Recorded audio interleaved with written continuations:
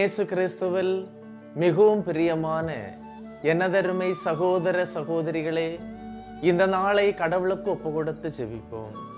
ஆண்டவரே, எங்களுக்கு இந்த நாளை தந்து எங்களை ஆசீர்வதிக்கும் போது எங்களுடைய இதய வேண்டல்களையும் நீர் எங்களுக்கு தாரும். உம்முடைய அருள்கரம் இன்று எங்களோடு இருக்கட்டும். தூய ஆவியின் அருள் எங்களை இன்று வழி நடத்தட்டும். நாங்கள் செல்லுகின்ற பாதையை நீர் வளப்படுத்தும், செம்மைப்படுத்தும். எங்களுடைய குடும்பங்களை ஆசீர்வதியும். இன்றைய இறைவார்த்தையின் அபிஷேகம் எங்களோடு இருக்கட்டும். உம்முடைய தூய ஆவியின் துணையோடு இருந்து அது வழி நடத்தட்டும். ஆமென். அன்புமிக்கவர்களே, இன்றைய நாளிலே நாம் தியானிப்பதற்காக எடுத்துக்கொண்ட இறைவார்த்தை லூக்கா எழுதிய நற்செய்தி அதிகாரம் 8 இறைவார்த்தைகள் 11-12. விதை இறைவார்த்தை. வழியோரம் விழுந்த விதைகள் அவ்வார்த்தைகளை கேட்பவர்களுள் சிலரை குறிக்கும்.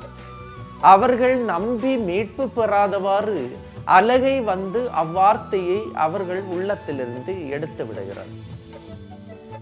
அலகைக்கு ஏன் இவ்வளவு அவசரம்? சாத்தான் எதற்கு இவ்வளவு அவசரமாக வந்து இறை வார்த்தையை உள்ளத்திலிருந்து எடுத்து விடுகிறான்?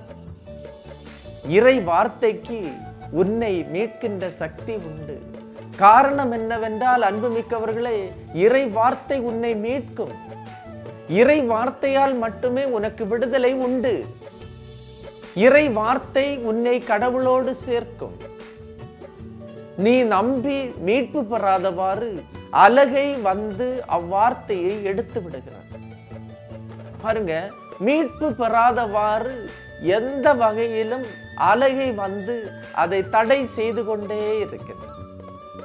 இறை வார்த்தையை திருடுவதற்கான அதிகாரம் இந்த அலகைக்கு இருக்க காரணம் யார்? நானேதான். பண்படுத்தப்படாத எனது உள்ளம் வழியோரத்தில் விழுவது போல எனது காதோரத்தில் விழுகிறது இறை வார்த்தை. காதிலிருந்து உள்ளத்திற்கு எந்த இறை வார்த்தை அதிகமான நேரத்திலே செல்லுவது இல்லை. எனவே சாத்தானுக்கு தெரியும், அலகைக்கு தெரியும், இந்த இறை வார்த்தை உனது வாழ்க்கைக்குள் நுழைந்தால், உனது வீட்டிற்குள் வந்தால் நீயும் உனது குடும்பமும் மீட்படைவீர்கள். உனது வாழ்வு வளமடையும். நீ லெபனோனில் இருக்கின்ற ஒலிவ மரத்தை போல நீ தழைப்பாய் என்று அதற்கு தெரியும். இறை வார்த்தை என்ற விதை உனது இதயத்தில் விழ வேண்டும், உனது குடும்பத்தில் விழ வேண்டும். இதனால் பல நன்மைகள் வந்து சேரும். அன்புமிக்கவர்களே, கடந்த வாரத்துல ஒரு அம்மா வந்து என்கிட்ட சொன்ன ஒரு விஷயம் என்னது அப்படின்னா, ஃபாதர், திருப்பலி முடிச்சு கோயிலுக்கு வெளியே வந்து அந்த கோயில் வளாகத்தை தாண்டியதுமே எனக்கு அன்னைக்கு வாசிச்ச நற்செய்தி என்ன என்று தெரியாது, அது மறந்துவிடும் என்று சொன்னார். அன்புமிக்கவர்களே, அதிகமான பேருக்கு இப்படித்தான் இருக்கிறது. இறை வார்த்தையை கேட்கும் போது அவர்கள் கேட்கின்றார்கள், ஆனால் சொற்ப மணித்துளிகளில் அது அவர்களிடமிருந்து மறைந்து விடுகின்றது. காரணம் என்னவென்றால், அந்த இறை வார்த்தை உள்ளத்தில் விழுந்ததும் அலகை வந்து அதை கொத்தி தின்று விடுகின்றது.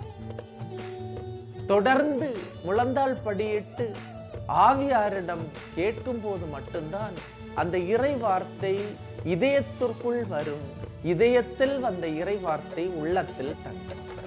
எனவே தொடர்ந்து அந்த இறை வார்த்தை நம்முடைய உள்ளத்தில் தங்குவதற்கு, அதிலிருந்து கிடைக்கின்ற பலனை அனுபவிப்பதற்கு நாம் தொடர்ந்து என்ன செய்ய வேண்டும் என்றால் பாடுபட வேண்டும். அன்புமிக்கவர்களை, இன்றைய நாளிலே இந்த இறை வார்த்தையை சுற்றி முழந்தாள் படியிட்டு ஜெபிக்கின்ற உங்களை ஆண்டவர் ஆசீர்வதிப்பார்.